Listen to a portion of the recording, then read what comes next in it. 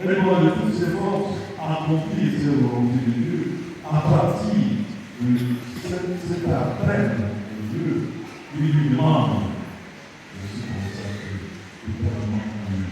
Mais aussi, cette consécration ouvre la porte à d'autres appels de Dieu, d'autres commandements de Dieu, d'autres indications de Dieu dans la façon de vivre personnellement sa vie, de se conduire personnellement, mais aussi dans la façon de vivre avec les autres sœurs qui ont posé le même acte de consécration.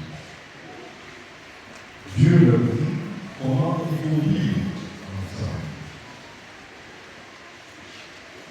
Les sœurs doivent appliquer ce que Dieu dit aux apôtres. Et comme tous, elle a des degrés très élevés, et même les uns les autres. En se souvenant de la suite, et même les uns les autres, car c'est l'amour que vous avez entre vous, que les gens découvriront que vous êtes fidèles. Ce commandement de Dieu, ce commandement d'amour, on doit le vivre avec nous, avec les autres sœurs. En se souvenant de ce que Paul dit de l'amour. Parce que dans ce commandement de l'amour, on veut être aimé, on veut être bien accueilli, on veut être supporté, on veut être encouragé, c'est très bien. Mais Paul parle de cet amour. L'amour ne s'arrête pas. L'amour ne juge pas. L'amour ne condamne pas. L'amour ne se décourage pas. L'amour supporte tout.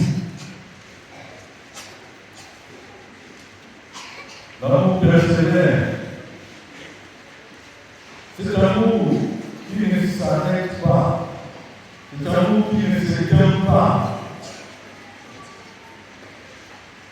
Cet amour-là doit être vécu dans les familles, dans les sociétés, et davantage encore dans les communautés religieuses.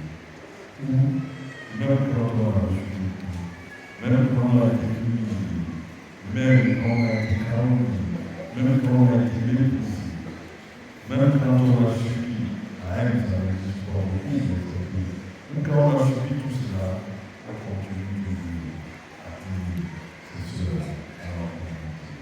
Ça fait partie de ce commandement de Dieu. Ça fait partie des engagements qui sont liés à cette consécration. Mais